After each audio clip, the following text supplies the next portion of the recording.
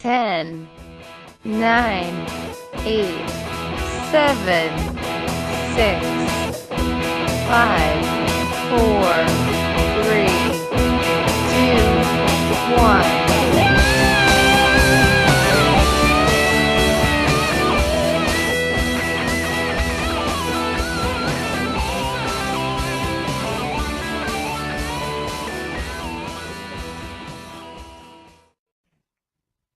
Hello, ladies and gentlemen, and welcome back to the NRL Dream Team podcast, our first ever post-Origin podcast. So we'll obviously be discussing Origin Dream Team, and having a good chat about that this week.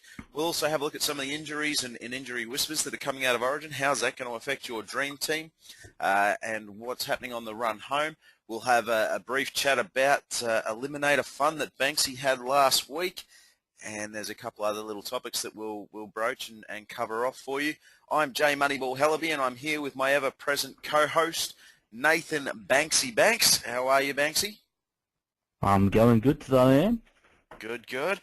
Mate, you recovered after last night? It was a huge game last night. Yeah, I recovered and didn't really have too much of a night. Kept it quiet, watched it in my house. Oh, fair enough.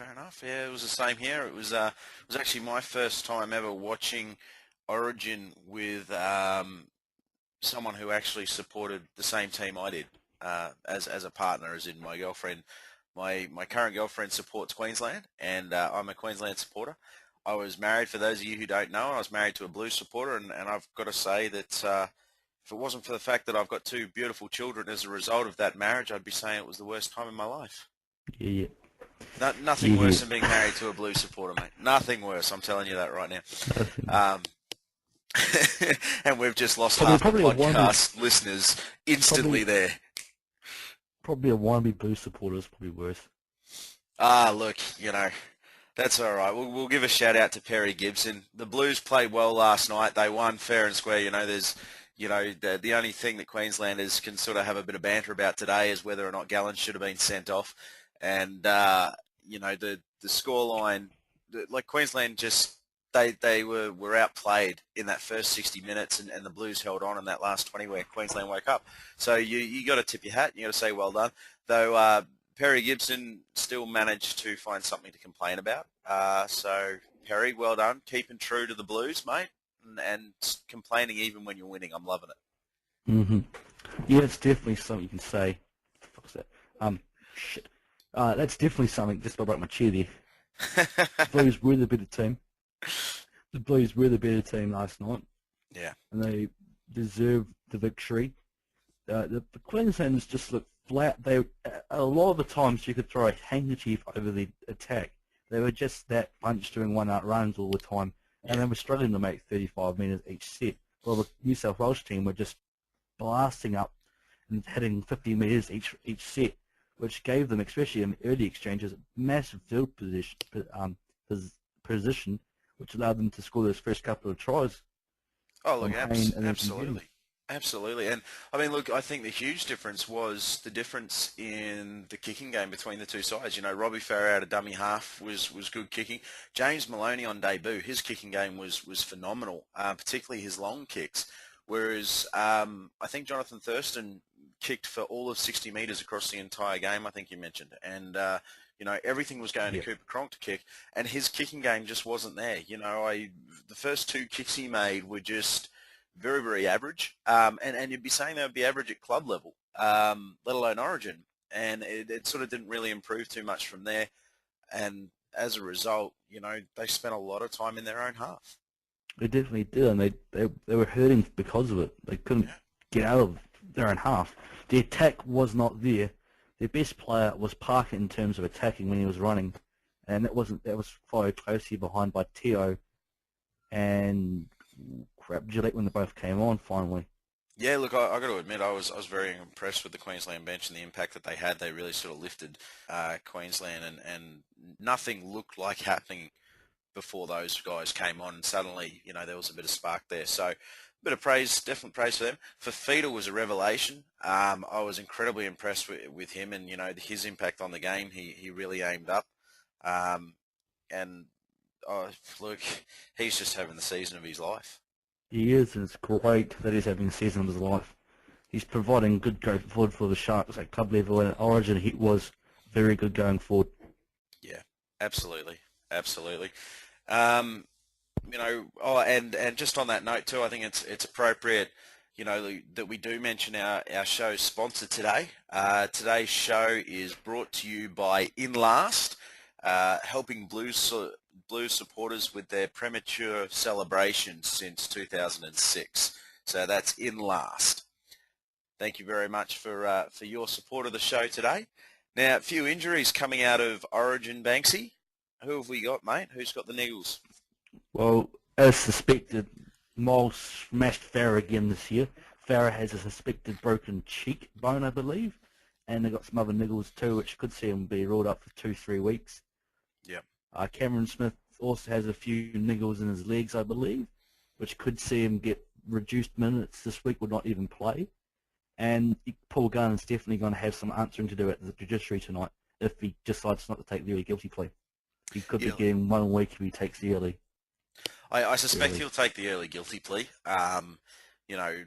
It's pretty clear that he overstepped the line by throwing punches according to the rules, and I mean we all love it. We all love a bit of biff and that sort of thing, and there's been a bit of banter and that sort of thing today. One question, Banksy, I don't know. Look, you're a learned man, so I'll pose this question to you.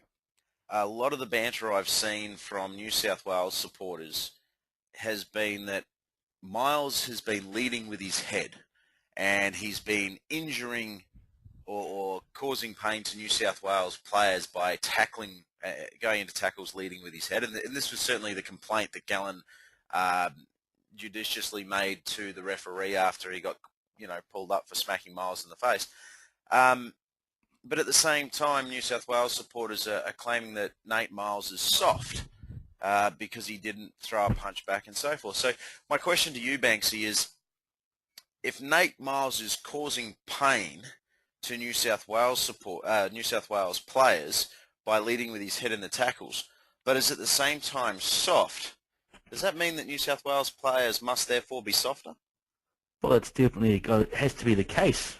I mean, even early in the match, he led with his head against Hayne and just knocked him out. And he was lucky not to get pinged there because I think Slater got taken off the ball. Yeah, well, so be it. So, because I just needed that clarification, as Queensland supporters, we're copying it left, right and centre, and as I say, the Blues deserved to win last night. There's no two ways about it.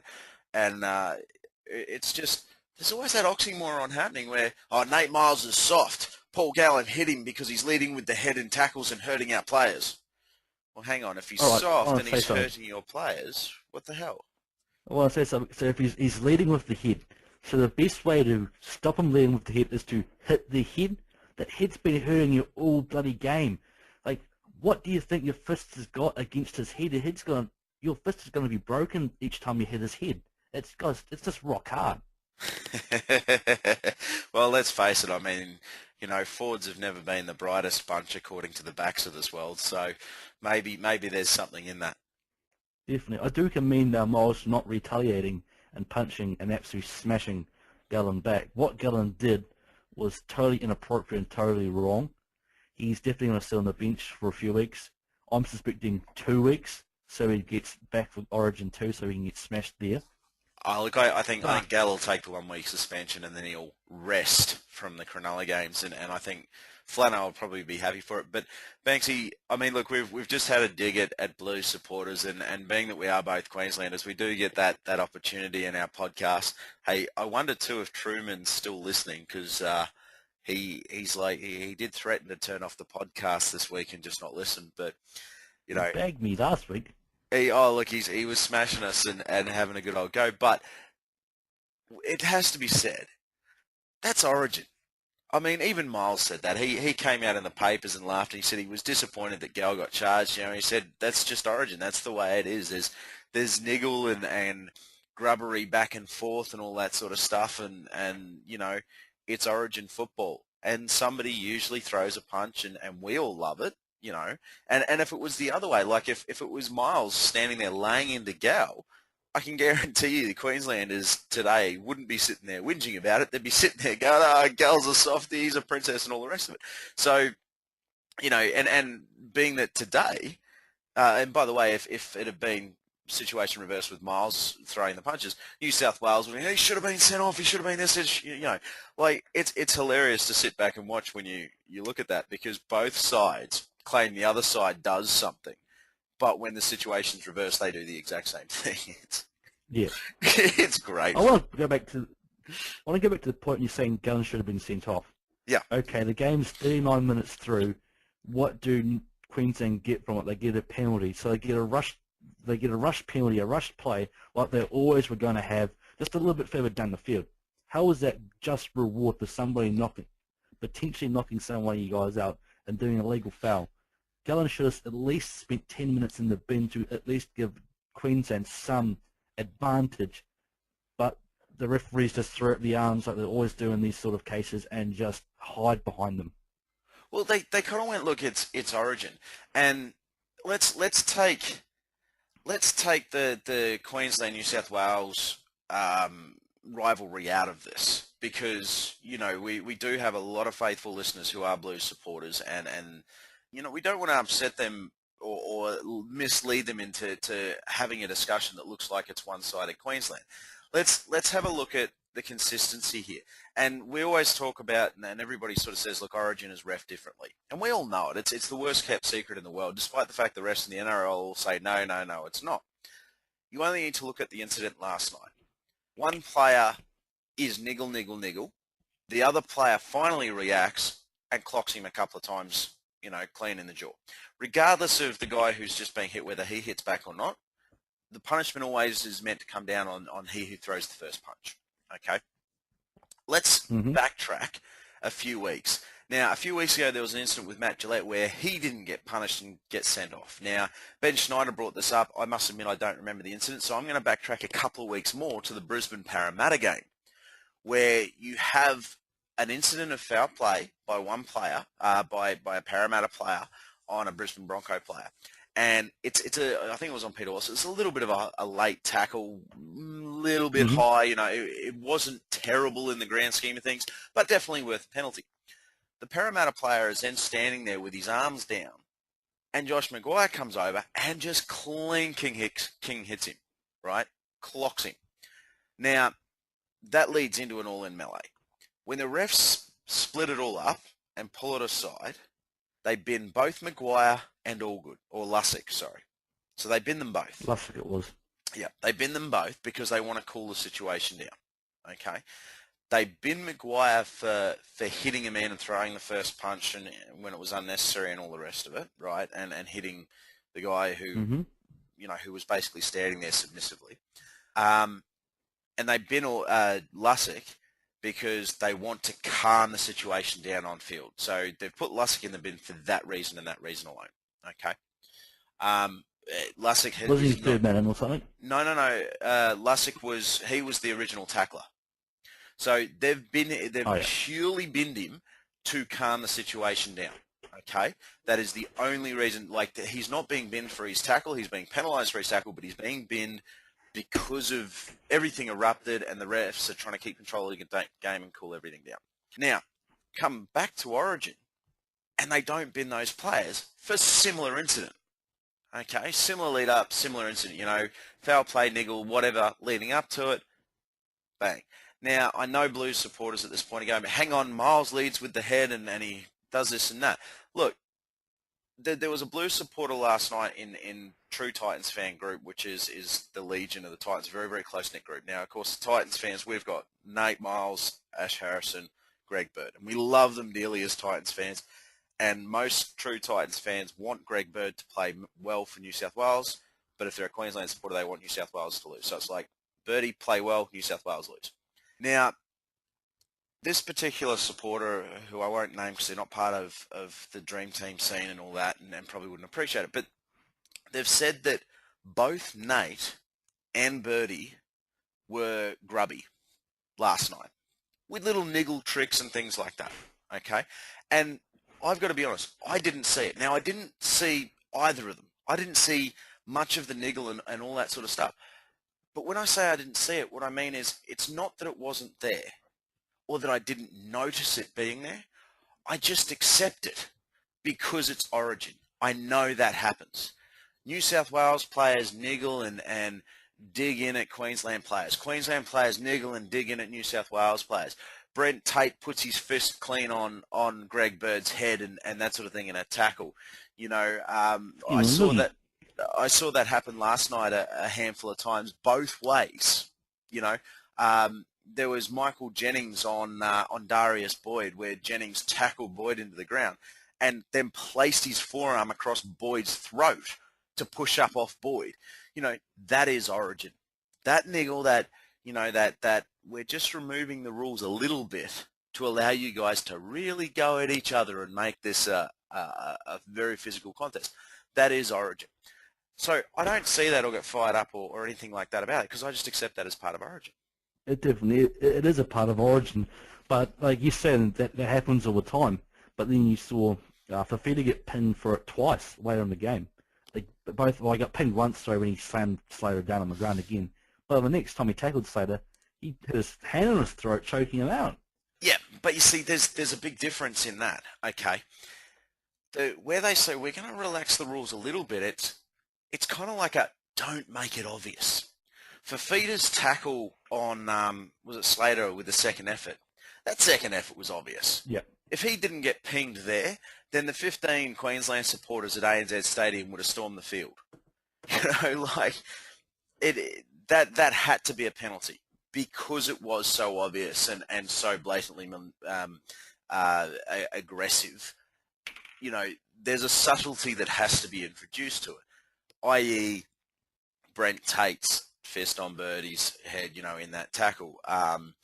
You know, the Jennings throw, a forearm across the throat of Boyd, or later on you mentioned, you know, Fafita sort of choking Slater. Like, these little things, they look like it's all part of a normal tackle. He's just pushing himself up, but instead of pushing off the chest, he's pushing off the throat. You know, they're the little subtleties that allow you to get away with it in Origin, as opposed to just blatantly tackling a guy to the ground, picking him up, and then smashing him into the ground again. That's where it gets a little bit, no, you've got to be penalised for that. Now, when it comes to, you know, the Gallen incident, yeah, look, I mean, that was fairly blatant. And he probably should have been sent off. But let's face it, a New South Wales captain at ANZ Stadium is never going to get put in the bin for throwing punches. Nor is, and Blues supporters, if you're still listening, don't fly off the handle just yet, nor is a Queensland captain at Suncorp Stadium for the exact same thing. You know, Kevin Smith wouldn't throw the punches, at least unless it got to a big brawl. He's got other guys that got to do that for him. Yeah, well, and that's exactly right. But I'm just saying, you know, like for likeness, if we're being absolutely legitimately fair here, you know, Gallen's not going to get binned at ANZ Stadium for throwing punches, you know, at Nate Miles. Just like Cameron Smith or even Nate Miles is not going to get binned for throwing punches at Suncorp Stadium. It's who threw the punch on Price that knocked him out a few years ago? Did he get binned? Oh, I can't remember, to be honest with you. I really can't. Yeah, I think we'll both have to sort of Google that. I'm doing that right now. Brett White. Did he get binned? I'm watching the tube right now, so keep talking. Keep talking. I can do that. But I mean, that also, if he does get binned, we know that it shouldn't happen this way, but it does because people react to consequence or people react to what has happened. You don't get done for potential damage, or if you do, you get done in a very sort of low-key manner. But when there is actual damage, i.e. you don't get done for nearly knocking someone out, but you will get smashed for knocking somebody out. You know, and that's the sort of the key difference, I guess, there. Definitely is the case. I'm still trying to work out to see if Pricey got sent off. But anyway, we've digressed from. He did get sent off. Oh, there you go. I think he got 10. Yeah. Oh, look, I don't. But I'm still watching the end of the clip. He should only get 10, but Yeah, we have digressed. We've had a good chat about it. Hopefully, we've still got our Blues listeners listening in. Because as much as we are Queensland supporters here, we do have to pay credit to New South Wales. They played a very very good game, and were far better than Queensland on the night. And there's no excuses for Queensland, which is probably why most Queenslanders are focusing on Gallen should have been sent off rather than um, you know we didn't win because of this, that, and the other. The facts are pretty simple. Queensland didn't win because New South Wales were just better last night. Can't argue with that, and they played a good game. They really did. I was quite impressed. Um, Okay. Brett White didn't get sent off for throwing the punch. Trent Woodhouse got sent off for being the third man in. somebody got sent off. It wasn't the man who threw the punch. That's gold. That's gold. That's right, because he was already falling down and he's coming along to try and grab him, but he gets sent off for it. That was after New South Wales had the game wrapped up. It was in the 78th minute. Oh, yeah. So he gets sent off for 2 minutes. Go sit down, have an early shower. I bet you didn't want to. I bet you wanted to stay out there. Keep playing. Also, I'm just having a look at this New South Wales team. The only people still there: Hayne, Jennings, Josh Morris, Anthony Watmo, and that's it. Well, there you go. There you go. But some And good. then, Sorry. and then from the Queensland team, there's Slater, Boyd, Inglis, Hodges, Thurston, Smith, Scott, Harrison, Friday, Shillington, and Cooper Cronk, who was 18th man.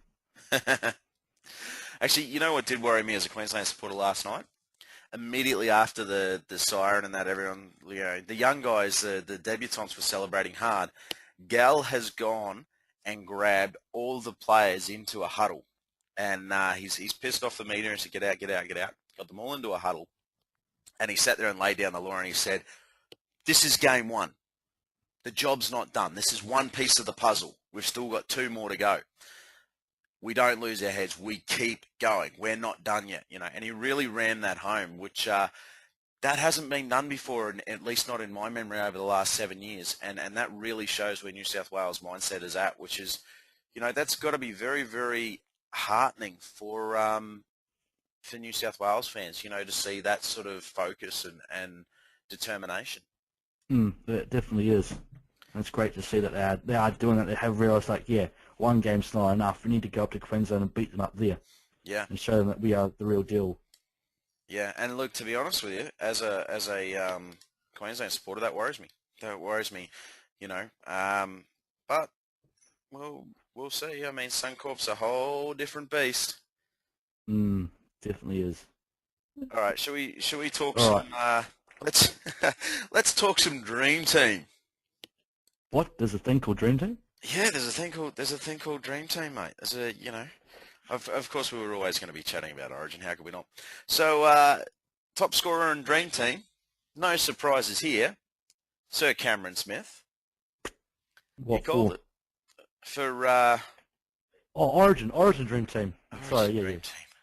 I thought you were talking about Will Zillman on the weekend. Oh, look, hey, no. We'll get on to Zilly a bit later on. We need a whole nother podcast almost to dedicate to him. Jeez, he was good.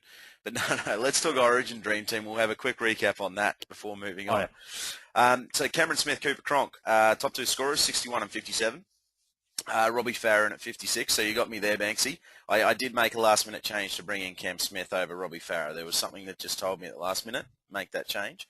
However, if you remember our last podcast... Sorry? Yeah, Thurston. Was that Thurston not kicking? Yeah, Thurston, just being crook, said to me that Cam Smith would do a lot more work. But just on that too, last podcast I sat there and said a good bet would be New South Wales' first try scorer, or first scoring player to be New South Wales try. I backed that. I put the money on it and collected as well. So just letting everybody know. What did I put on? I put my money on New South Wales' first scoring to be a penalty goal, which fucked me off. He had shots after they scored the try. Yeah. Yeah. Well, Robbie Farah was third highest scorer. Jared Hayne scored a 55. He played well. Geez, he should be fullback full time. I can't see Brett Stewart Oh, making the side after Jared Hayne's performance. definitely not this year, but will Hayne keep it up? Oh, look, we'll wait and That's a see. question. Michael This year's Jennings, fullback. highest scoring centre with 53. Luke Lewis, highest scoring second row forward with 52. Geez, mate, you're a Sharkies fan.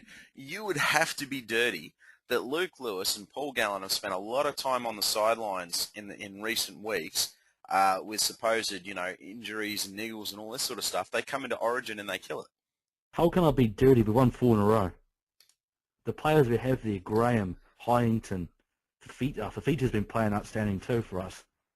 Tyrone Peachy's stepped up to the plate. Jason Marquez also stepped up to the plate. Anthony Tupou's also been stepping up. We have an amazing back row to select from without those two even in our team. Yeah, fair enough. Fair enough. All right. Fair enough. Can't argue with that kind of logic. Okay then. So let's have a look. Who else we got? He was closely followed by Mr. Nate Miles. Miles with a 49. James Maloney on debut scoring a 48. Where's that been in normal Dream Team, Jimmy? Being too busy barbecuing alone, mate. Now he's got a wife and kids. Paul Gallen, obviously highest scoring front row forward with a 43, but Andrew Fafita closely behind on 39. So very impressed with Fafita's efforts. And then followed up, like you had Billy Slater, Hodges, Mitchell Pearce, Matthew Scott, Matt Gillette, and the list goes on, all the way down. How'd you end up, mate? I got a 462 ranking of 800. I got a 407, sorry, it ended up 15,396. Wow, that's jam-packed. That's what you call going for Inglis and going for Tate. Ah, yeah, they were pretty terrible. Mind you, English Yeah. just didn't get the ball, like he really needs that freedom to roam. And I think Blues... I'll tell you a story. I was posting a post about how I'm going. I was posting a story about how Inglis hadn't touched the ball and how there hadn't been any support riding from Queensland as they scored their first try. With the support player Queensland and Inglis getting the ball and scoring a try, or setting up the try for Boyd. Yeah, look, that's pretty much par for the course, really. Or what happened last night. It was only in that last 20 minutes that suddenly we saw support running and Queensland-style attacking play. Even still, that was quite restricted in terms of what we know Queensland can do. They were quite bunched still, even in the last 20. Yeah, the support player was there, but it just wasn't there all the time. Inglis really stepped up and started getting into the middle and doing some more work, but it was just too little too late. Absolutely. But they'll grow from that and they'll come out better for it. Well, as a Queensland supporter, you hope anyway. Yeah, you do. All right, so let's move on. Let's have a chat. There's a couple of injuries coming out of Origin, and these injuries could very, very much affect your dream team over this period and perhaps for the rest of the year. I guess the biggest one and the hottest one on everybody's lips is Robbie Farah with a suspected broken eye socket going for scans this afternoon. Minimum 2 to 3 weeks on the sidelines, they reckon. Which is definitely not a good sign for Queensland, New South Wales themselves for game 2. Yeah. I mean, Farah really stood up. He was definitely the man last night, and then controlled the pace of the game very, very well. He was one of my 3 man of the matches from 3 of the best players from New South Wales. They had Farah, Luke Lewis, who was devastating and amazing, and Jared Hayne at the back. Yeah, absolutely. Okay, so what do we do with Farah? I mean, I know, well, can we even ask you, because you're so happy that Farah is injured right now? I am dancing on his grave. He's not dead, it's just a fractured eye socket. Suspected. Doesn't matter. I'll dance on a fractured eye socket and make it even worse then. As long as he's back by about 18. But around 18, 19, I'm happy. You'd have to see what the diagnosis is today and then plan accordingly. If it's like a 1 week thing, you hold him. If it's like a 2 week thing, it becomes a 3 weeks without playing him. You start questioning yourself, do I have trades up my sleeve to get in somebody like a Isaac Luke or a McCulloch who would only play 2 of those 3 rounds, and or even Innes who might play the 3 rounds but might get called up for Origin 2, even though they might play Josh Reynolds there. So it's definitely a call that you can be. You've got to know what type of injury he's got, how long it's going to be, how long they're saying it. Because you know Farah, it's going to be, whatever they say, minus a week. We Yeah, well, basically know Farah. I mean, look, he's one of the fastest healers in the game, one of the most determined, toughest guys going around. And you can't fault him for that, you know. Even if you absolutely hate the bloke, you have to respect his toughness. You do. There's other potential players too. I'm just thinking there's Nathan Peets, your special guy from last week. Yeah. Who could be a bit of a knockgoer too. Yeah, that's a fair call. Now, interestingly, if let's say hypothetically, because obviously it's well known now, I've got both Smith and Farah. Let's say I did trade Farah out with a price tag of 502,000. I mean, just clicked. You just clicked. You got Peets. You can put Peets into hook and be in a second row, and yeah, well, this is exactly it. I've got a fair few options here. I mean, $500,000 to play with anywhere else in my squad with the squad that I have. That's scary almost. In fact, even if I don't bring Farah back in, I could probably pick up his occasional 90-point scores everywhere else. That's a big laugh, that is. You reckon? As someone who doesn't have Farah, there's no way to get those 90 points from Farah elsewhere in your team. You reckon? What if I were to bring in Inglis as a result? Inglis for Michael Gordon. I already have Inglis. Yeah, but I'm talking me. So I bring in Inglis for Michael Gordon, and I've still got 480,000 left.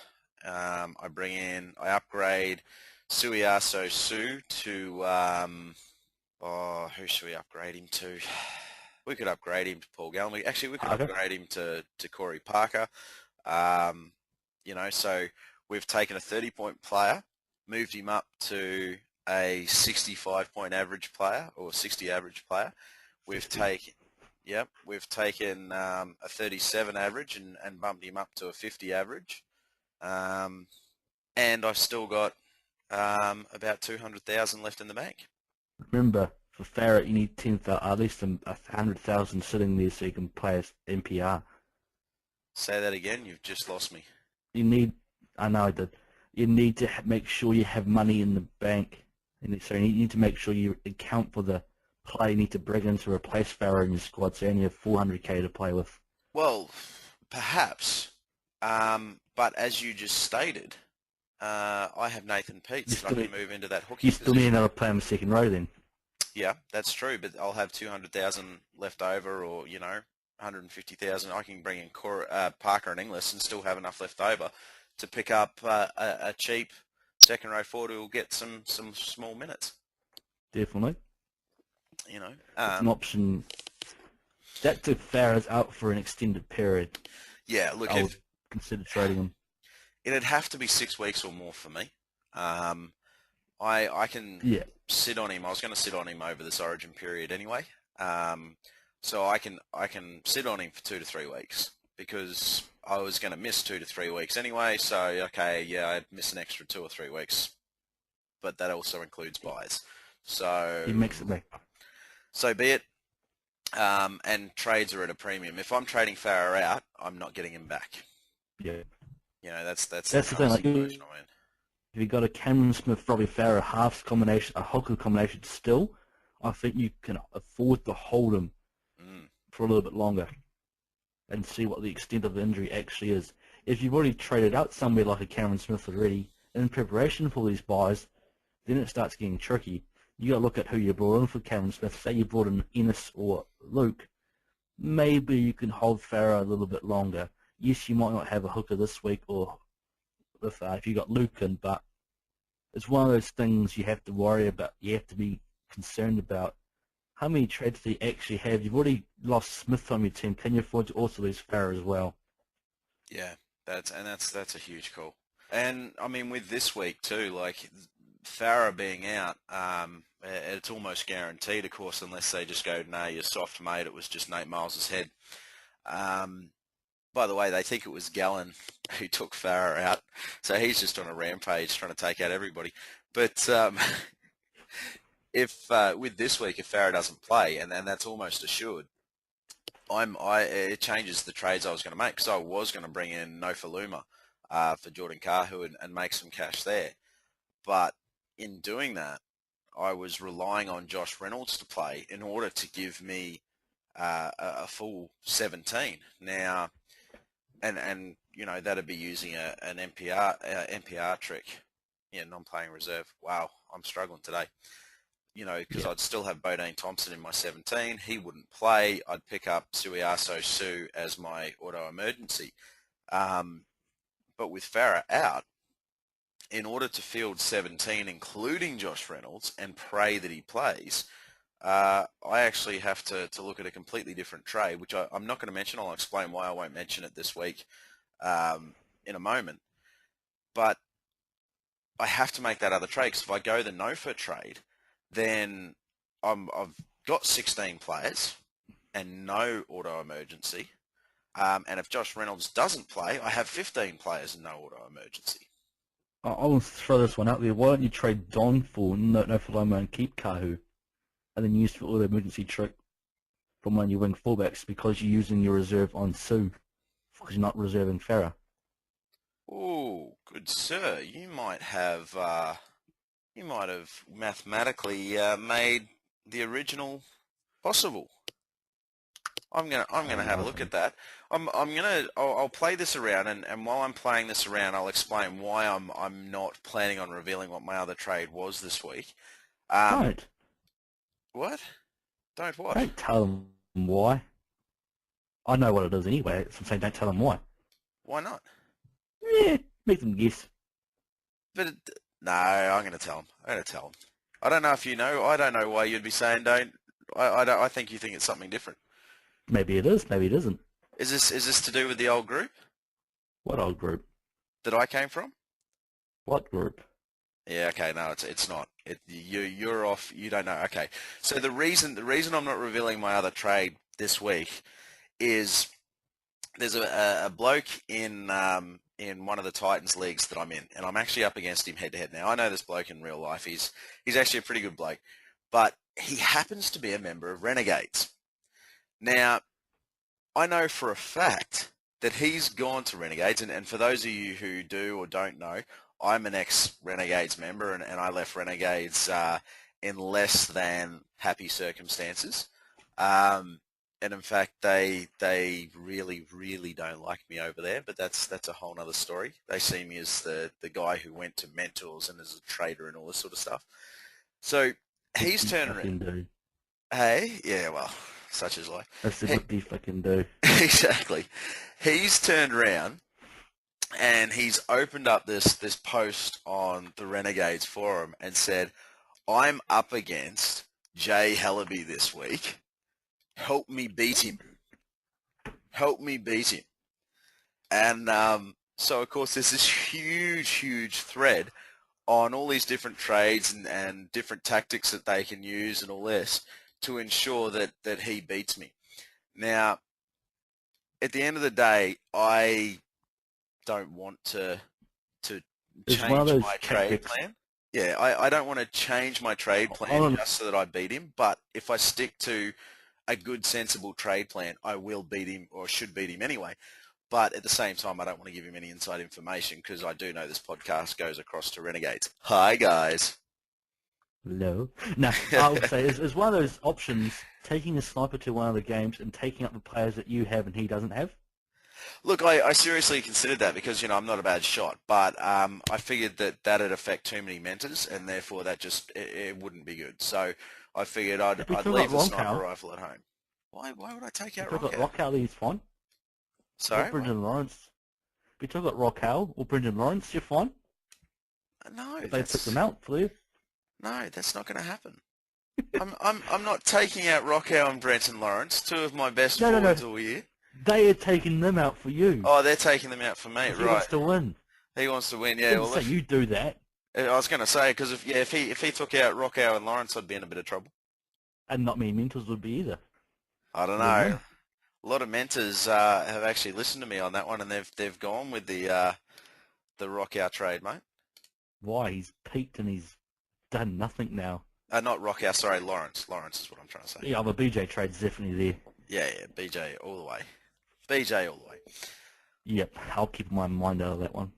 Yeah, hey, look, I opened that one up for you and definitely set it up. But, so, yeah, that's it. A little bit of cloak and dagger stuff going on here at Moneyball HQ. But, Banksy, mate, Yes. that trade works, mate. Well done. Now I know. everybody knows what my Nice. trade is anyway. They know that trade. They only know that trade. They don't know the big trade, the other trade that is the big trade that... It's not a big trade. It's just a tiny trade. It's a tiny tweak. Trying to put on my poker face here, Banksy. Gee. Oh, if you're gonna make it sound like that, you're not sounding too good like a poker face. It's a tiny tweak. It's called a double bluff, mate. Make them Really think you're good, doing yeah. something big when you're doing it, and so that they go, hang on, he wants to make me think he's doing something big, so he must be doing something small when you're really doing something big. Doesn't really matter. Nah, it's all good, mate. With 2 trades a Let's be week, honest. there's not a lot that can happen, but well done, Banksy. You've just sorted it out so that I actually get to make some cash off NOFA and gain a player for 15 and have 16 players plus my MPR, assuming Reynolds plays. Wouldn't Don have played 15 anyway, or would what's his name be back by then? Was it Gordon or Mead? Mead. I expect Mead will be back Mead's by then. one out. Yeah, Yeah. I don't think Don was going to be playing 15. So, no, that was good pick. Good pick, mate. Good pick up. Well done. And much Thank you. appreciated, sir. Good. Much I appreciated. think I think I told you that like 2 weeks ago. You could go Don to Nokovalomo this week. Yeah, but Once you know me. Don's maxed out. Mate, I'm a little bit slow on the uptake. I'm a Queensland supporter. I'm blonde. And, well, I think that pretty much sums everything up at the moment, doesn't it? There's nothing wrong with that.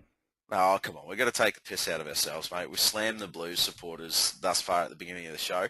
Show proudly brought to you by, what was our sponsor again?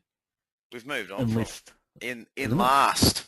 In last. Sorry. Yeah, that's it. Helping Blues supporters guard against premature celebration since 2006. In last. Get yours today.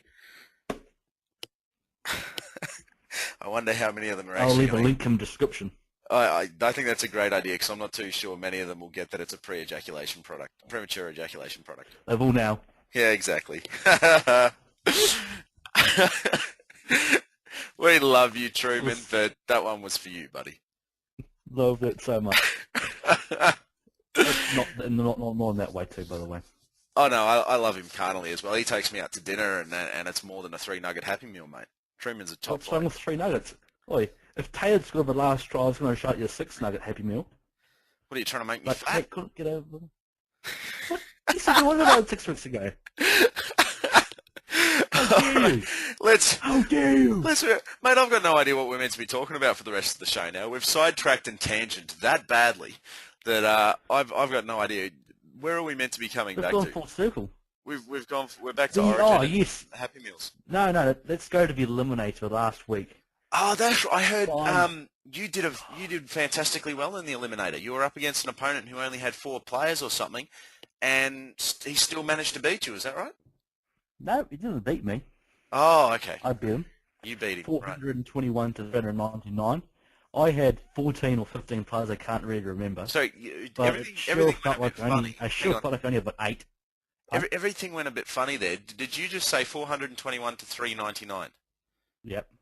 So he had how I many won. players? I believe he had Zillman, Yeah. Thomas Luluai, George Uh-huh. Burgess, and Felipe Mateo. And he had a couple of players I had as well.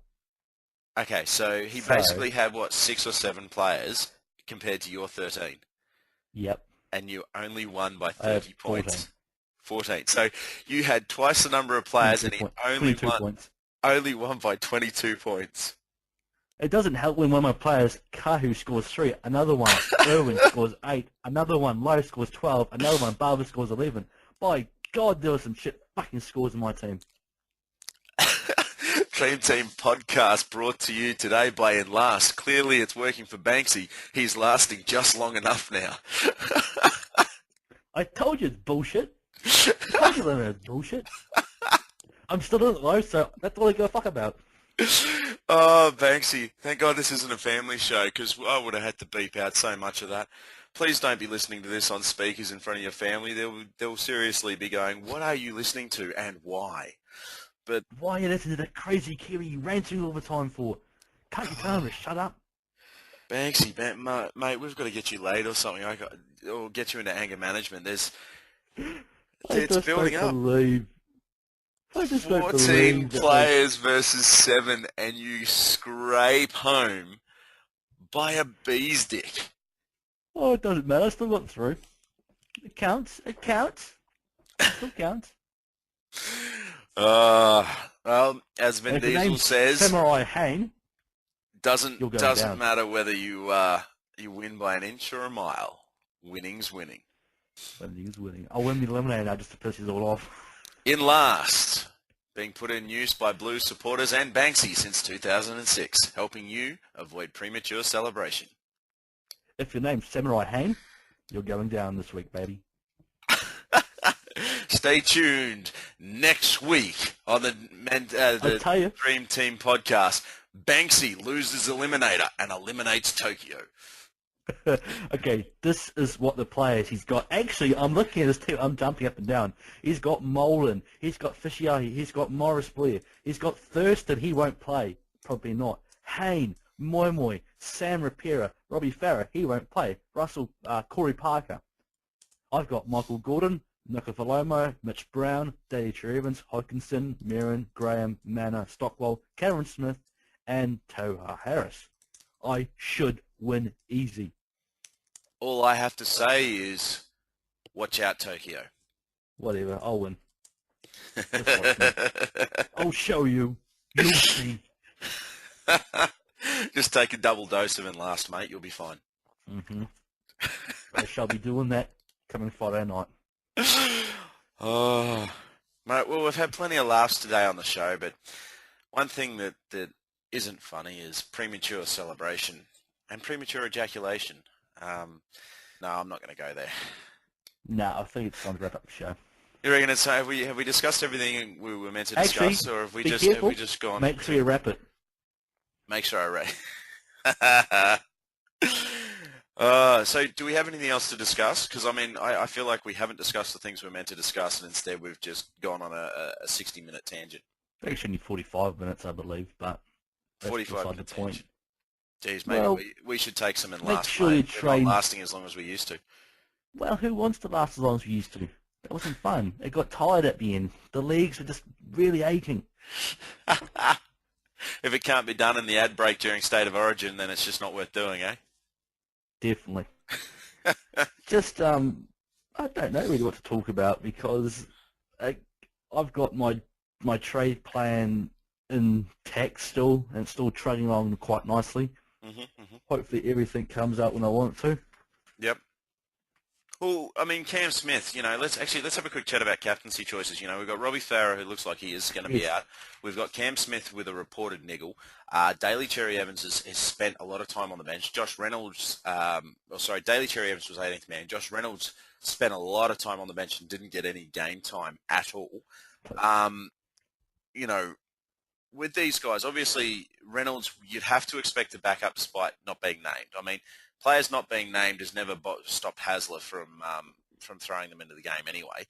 Daly Cherry Evans being 18th man, he is named and obviously will back up. Cam Smith with a knee niggle in this Origin period, do you still captain him? That's the thing. Over the last few seasons, he has got reduced minutes over Origin with Hinchcliffe stepping into a hooker role. Either sometimes starting for Cameron Smith, who comes off the bench, or rotating him at the back end of the game. So I don't think Cameron Smith is the almighty captaincy choice over the bye periods. That's why you need to get somebody like a Sonny Bill Williams or a Sean Fempson or a Daly Cherry Evans in, or even a Corey Parker if he backs up with good minutes as potential captaincy choices. Yeah. Okay. So let's have a look then. Like you've mentioned to me, Sean Fensom.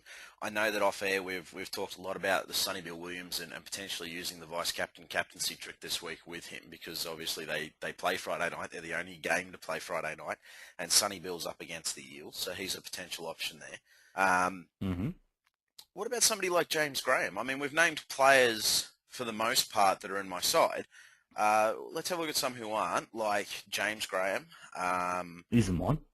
He's in your side. Daly Cherry Evans, Greg Inglis. Well, Greg Inglis is on bye this week, so that obviously precludes him. Evans is gone. Yeah. So who are the other potential captaincy options out there? You've got, so for me, for my team, you've got Simpson, Sonny Bill Williams, Graham, and Cherry Evans. Other ones out there I can think of immediately aren't too many at all. I think Corey Parker is potentially a good choice on Monday night. He plays on Monday, giving him a 5-day backup, which means he's going to be well rested. That's what I wanted to say. But then you also might look at somebody like Maloney, who will definitely be feeling hurt from Origin, is bleeding. He was bleeding within 2 minutes last night, Maloney, but he showed last night that he's eager and keen to do stuff. So he's a tricky one that you might put the vice captaincy on, and might put a captaincy on like a Vimpson later on in the week. Yeah. I'm not too sure. Nothing else comes to mind. Yeah, look, there's plenty of options. Any player's an option. Any player's an option. And I guess that's the problem. I guess that's why those who are supporters of the almighty Cam Smith captaincy all season, I guess, strategy, there's a lot of merit in that because, yes, Cam Smith goes up and down, he deviates in scoring and price and blah, blah, blah, but you know with Cam Smith, he's going to be thereabouts with his scoring. You know, he might score a 40 this week, but he'll back it up with a 70 or an 80 next week. So over the course of the season, you know, you're pretty much clear. But it also removes the hassle of having to figure out who's going to have the game and wear the captaincy badge. I mean, if we had a crystal ball, every single one of us would have had the captaincy on Will Zillman last week with his 92 points. And, you know, he played absolutely out of his skin. Now, we don't have a crystal ball. So in this period, you're looking at Cam Smith with potential knee niggles, so he may not even play. Obviously, we all expect that he will because it's Cam Smith. But, you know, is he going to play as well, I believe? It's his 200, yeah. So is he going to get limited minutes? Is he going to be the Cam Smith, you know, that we all know and love, or is he going to be reduced minutes? I mean, made a lot of tackles last night. Tackled himself to a standstill. It's a big ask. He backs up on Sunday night, which is probably the worst thing to do because you have today. Actually, probably Saturday is probably the worst to back up because you had today. You're still high from Origin. You come down. You start feeling a little bit hurt on Saturday. Then on Friday, and then you wake up Saturday morning and go, "I'm stiff as a brick. I can't move like anything." Yeah. But he'll have another day to get over that too. So. Yeah, that's exactly it. Just by the way, on the note of captaining or vice captaining James Maloney, you know, last time they played the Eels, they thrashed them 50-0. 50-10, I believe it was. Oh, 50-10, sorry. Oh, it was a big score. It was a big scoreline. It was 50. It was 50-something. There were 7 tries scored. James Maloney kicked 7 goals, so 14 points from his conversions, 1 line break assist, made 10 tackles, 3 tackle breaks, walked away with a score of 54. Now, that's not a bad score. Very, very good kick meters, and, you know, I think, in fact, that's almost his season high for kick meters in that game. But there were no tries, there were no try assists in that. You know, it was pretty worrying, to be honest with you. You'd kind of expect a dominant half or a halfback like that to have scored a couple of try assists when there's 7 tries on the board. So, yeah, his 54, yeah, it's great, but that's 40 if you take away the goal kicking. And if you take away the 17 points in kick meters, you know, that's 23. So he made 10 tackles, 1 line break assist, 1 one-on-one tackle, 3 tackle breaks. You know, 17 points in kick meters and 5 points in meters gained. So there's not a lot in the way of base stats there, which is a little bit concerning if you're thinking of him as a captaincy choice, I think. I think he's not captaincy choice, he's vice-captaincy choice if you want to be different. Just in case he has an absolute blinder, scores 3 tries coming off the back of Origin, you mean? Yep. Yeah. Well, I don't think he'll score 3 tries, but he might score a try, set up a couple more, and do a lot of kick meters again, because Pearce has also got the backup as well. Yeah, yeah. I think Maloney will be right and high, actually, on backing up. And, yeah, be quite determined to do it. But I guess we'll see. We'll see. I think Sonny Bill's probably a better vice-captaincy choice, in all honesty. I think, but like Sonny Bill got 59 last game, and he got half those points base. I think he only played like 60 minutes as well. He got rested for that game. He scored a try as well. He did. In fact, yeah, he scored. That's right, yeah. No, that's good. All right, Banksy. Well, mate, if there's nothing else that you'd like to have a chat about, we've sort of had a bit of a discussion and confused people thoroughly, as we like to do here, on the note of who to pick for captaincy. I think it could be time to wrap up the show. Remember, today's show brought to you by Enlast, helping Blues supporters avoid premature celebration since 2006. Get yours today at your local pharmacy. And yeah, so Banksy, you ready to wrap up, mate? I'm ready to wrap up. Excellent. Well, ladies and gentlemen, that's it from us. Let it be said, as much as we have given a bit of stick to the Blues supporters, we've done it today purely on the podcast because we know you can't give it back. It's just me and Banksy talking here, so it's all good. But no, look, New South Wales played the best game last night. We're more than happy to admit that. So any stick we do give you, of course, is tongue-in-cheek. And, you know, well done to the Blues. And celebrations are well and truly deserved. Obviously, it's going to be a cracker of a series, you know, 3-game series. So well done. And we look forward to Game 2 up here at Suncorp. We hope, if you are a Blues supporter, that you have taken it tongue-in-cheek and have managed to get to the end of the show. Well done if you have. No doubt there'll be some hate mail and hate posts and all the rest of it on the thread when we post this up, mate. It's just par for the course, isn't it? You can't be a Queensland supporter with a predominantly Blues listenership and not ruffle some feathers, I guess. It's kind of fun to ruffle them too every now and again. Good luck this week, of course, with the minor bye round. Obviously, there's definitely, you know, the hangover of the byes is still there. Oh, Banksy, actually, just quickly, mate, how did you go? You moved up a few places this week, didn't you, as a result of bye round? Is that right? I went backpedaling. Oh, you backpedaled. Where did you end up, mate? 254th. 254th. Oh, fair enough. I jumped forward with my 543 points. I moved up into 97th into the top 100 for the first time in history, so pretty happy with that. I'll be there shortly. Oh, I know you will, mate. I know you will. And yeah, ladies and gentlemen, look, that's it from us. Hope the hangovers this morning aren't too bad, and good luck this week in Dream Team, and may your